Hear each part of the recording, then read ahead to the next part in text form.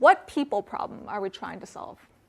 And the key word here is really the word people, because of course, whenever we build anything, we're trying to solve the problem. But what tends to happen is that you start to think in the mentality of your team or your company. And you start to say things like, the problem we need to solve is that we need to optimize the click-through rate of our page. And you'll hear things like this all the time, boiled down in small ways and in large ways. And that's not a people problem. A people problem, as we define it, is if you go out and you talk to someone on the street and they were to articulate a problem that they were having, that's how they would say it. That is the people problem statement. There's a couple things that we look at to make sure that this is a valid people problem statement. The first is that it needs to be human and straightforward. So we're not using words like CTR. We're not using words like optimize or integrate. Like, these are not words that people on the street would use. These are not words that people who are outside of the tech community are going to use to talk about their problem. The second thing is we want to make sure that it's solutions agnostic. A lot of times we start problems by saying, I am going to build an app that blank, or I'm going to design a website that blank. And already in that statement is an inkling of what the solution is. But what if, app's not the right way, or what if it's not supposed to be a website? So a good people problem statement gets away from, trying to already constrain it into a particular solution. The third thing is that it shouldn't be about, Facebook or your company or your team or whatever winning. And I think a classic example is if you say, our service is going to be the best at blah, blah, blah. A person on the street doesn't care if your service is the one that is the best at that. They just want to know, hey, for this problem that I have, what is the best solution? So stating any problem as like our team, our company, whatever, wants to win is not getting close to the things that people actually want. The fourth thing is that it gets at the why. So, sometimes you might have a problem like people aren't, discovering this page, and that is a problem that we need to solve. But it doesn't go one layer deeper. It doesn't get at, well, why, what's actually the root cause of why people aren't discovering this page? Is it too hidden for them? Is it too confusing for them to find? Like, you've got to get, to not just what is happening, but what is the reason why it's happening. And finally, a good people problem statement can not just, solve functional problems like a confusing flow, but could also get at emotional or social problems. Sometimes people just want to feel like they belong. Sometimes people just want to feel like they're validated. Those are things that also constitute, something that when you ask people, they might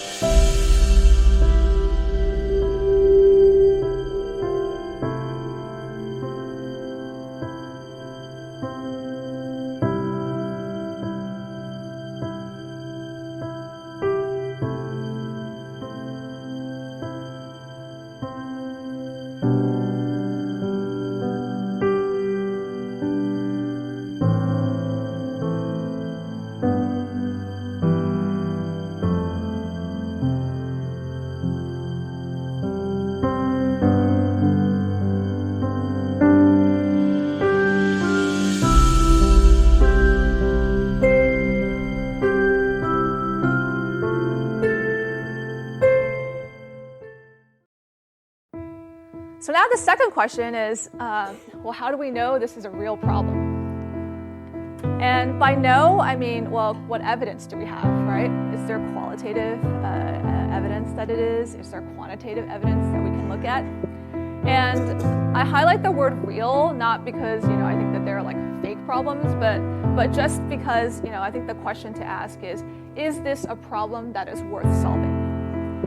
All of us have limited time, energy, resources, money, whatever, to be able to devote, our being to trying to solve problems. What makes this one the one that we should pick out of the thousands or millions of problems that are out there? And so this question is really about just making sure that the opportunity is something that is worth tackling, and that we aren't just solving problems for ourselves individually, but that we actually are very aware of the problems that the audience that we're building for is facing. So for the example of groups, I want to talk about, I want to find other people who are interested in discussing the same things as I am. The way that we tried to validate whether or not this was a big enough use case was, of course, we went and we talked to a lot of people, but we also looked at some of the data that we had. So when we designed the Groups product to start with, we imagined that most of the time, you would get invited to the group. So I might start a book club, and I'm going to invite some of my friends who like reading the same books as me, and that's how we're all going to know about the group. So in our initial formulation of groups, it was really all about being invited by somebody else who was already a part of this group. But one of the things actually that some of the engineers on the Groups team had hacked over the years was this little unit called Groups You Should Join. And so some of you guys might have seen it. Sometimes you are scrolling through your feed, and this little story will pop up, and it based on what your friends have joined and groups in your community and groups that are similar to things that you think you might be interested in, you'll see some recommendations, and you go and explore them and decide to join them if you want. And we thought that this was just a small feature, but really most of the inviting was going to happen through the normal invite process. But when we took a look at the data, what we found was that actually a third of group memberships were starting to happen via this little Groups You Should Join unit, which meant that there actually was a need and a desire already using the tools that we currently had, that people wanted to find things that they weren't explicitly being invited to, that there were examples of all sorts of things that they wanted to be able to participate in and see that they just weren't getting connected to any other way. So this was, I think, good evidence for us that if we wanted to devote something, a larger solution to helping people discover groups, that was a worthwhile endeavor.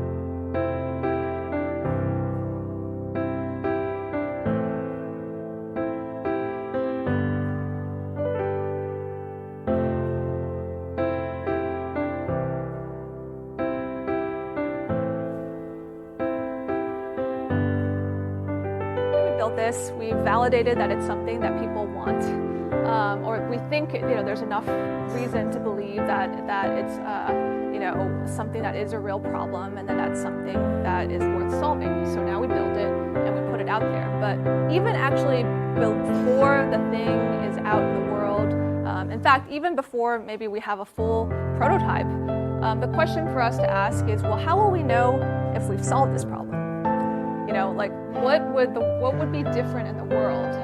What would, if we fast forward and now this thing that we've done is out there, how will we know if we should be happy, if we should be excited, if we think it's, it didn't live up to our expectations? What exactly should our expectations be? And I think this is a really, really important question to ask up front. Too often what ends up happening is we have this idea, and then we build it and we launch it into the world, and then results come in.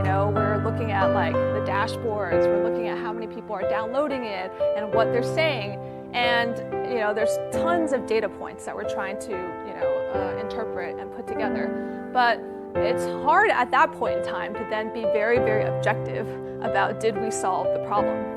Because a lot of our natural inclination is to read into the good things that people are saying and to kind of consider all of that effort to have been worth it, right?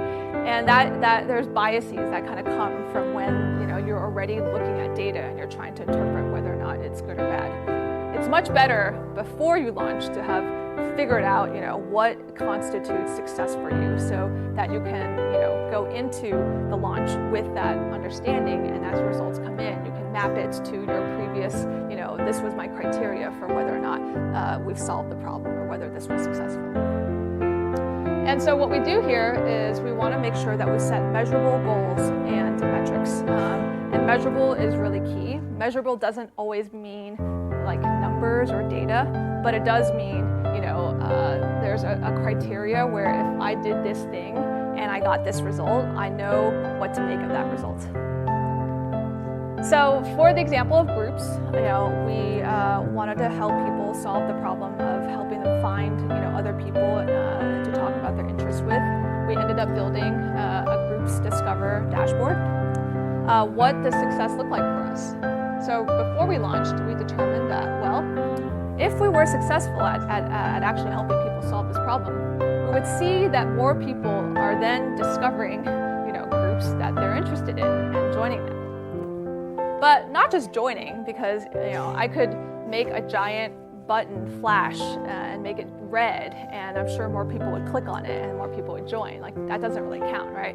What really matters is that they join these groups and these groups are actually meaningful to them, which means that if we, fast forward a couple months, 3 months, let's say, and then we look back, these people are still using those groups and they're actively engaging, meaning they're, talking with other people, they're reading the content, they're sharing content, they're liking, they're commenting. We want to know that people are joining groups that are actually valuable for them and that they're spending time on.